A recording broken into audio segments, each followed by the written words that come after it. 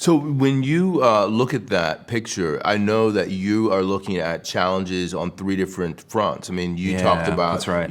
commodity issuers like Russia. You were talking to me about the people who have the external imbalances that Yeah. could come to.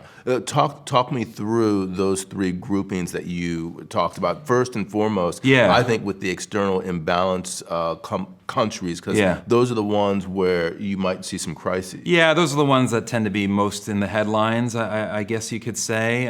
If you think about the challenges that EMs in general face, and I don't want to take that notion too far because part of the thesis that I'm presenting here is that EMs were considered, a unitary block, in the past, and I don't think that we should be thinking about them in that way going forward. There's a lot of differentiation.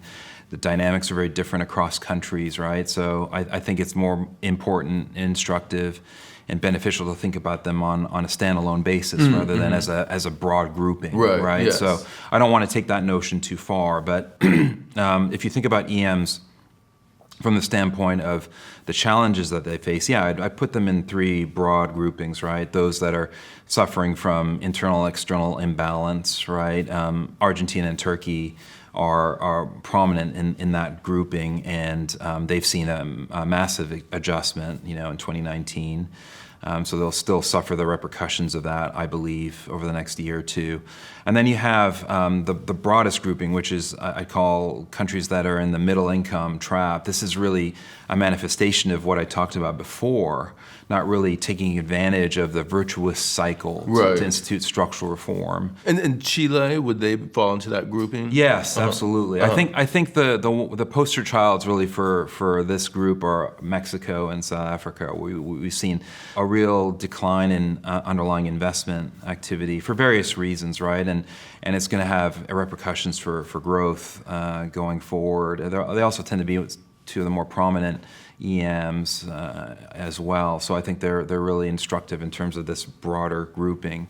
And I think the discussion on EM really centers around this. It's kind of the middle income trap for EMs, right? They're stuck in middle income territory. Income per capita has been stagnating.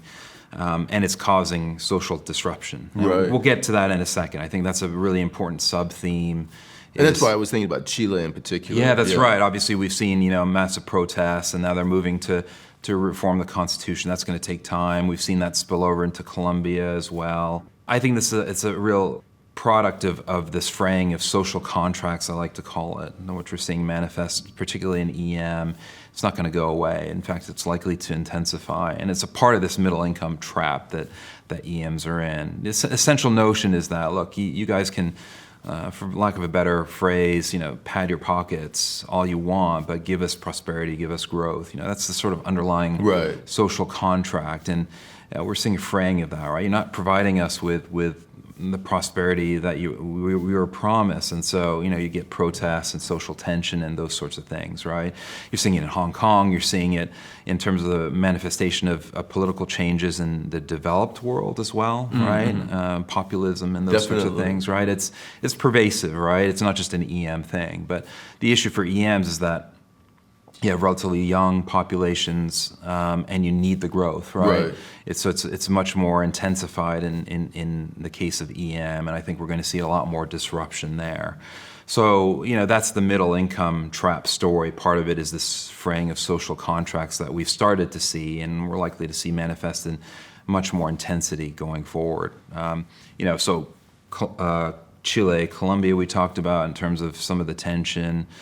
Those certainly flag, prominently. South Africa as well. The way you can think about it is mapping measures of inequality, trajectory in income per capita, government effectiveness or sense of corruption. Those are good metrics to look at to see how countries rank on a relative basis. And countries in Latin America, unfortunately, favor quite, poorly in that regard. South Africa, Turkey as well.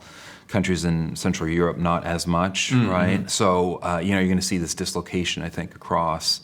And I think countries like, not really Chile or Colombia is prominent, but Mexico, South Africa going forward are going to be much more in the spotlight as far as how countries are dealing with that middle income challenge, let's say.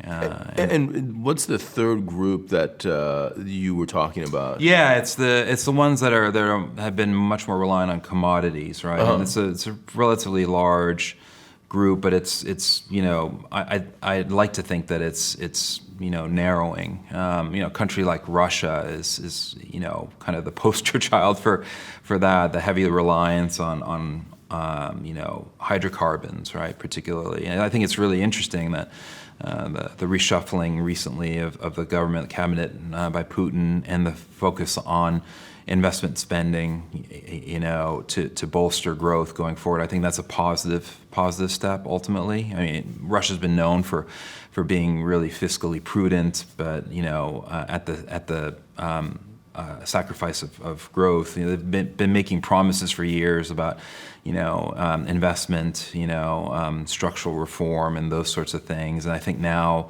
they seem to be redoubling their commitment to that. So I think that's a good sign. It's a good step. They've made other strides to delink the economy from oil, as relates to the budget. So those are all positive moves, actually, and should benefit Russia if they follow through in not only delinking Russia from oil, hydrocarbons in general, this commodity linkage, but also fostering much more favorable growth conditions. So Russia could be a very positive story in that respect. Yeah. What's interesting about what you just said is that you're talking about this cabinet reshuffle from a real perspective. As in, it's not just so that Putin can remain in power, that actually behind it is some thinking about a Russian growth and actual economic. Absolutely. From an investor perspective, you think about it from the real aspects, impacts, and from that standpoint, what we're seeing is a move towards bolstering growth, reducing the ties to commodities, and that's a positive thing. Absolutely. If you're ready to go beyond the interview, make sure you visit realvision.com, where you can try Real Vision Plus for 30 days for just $1. We'll see you next time right here on Real Vision.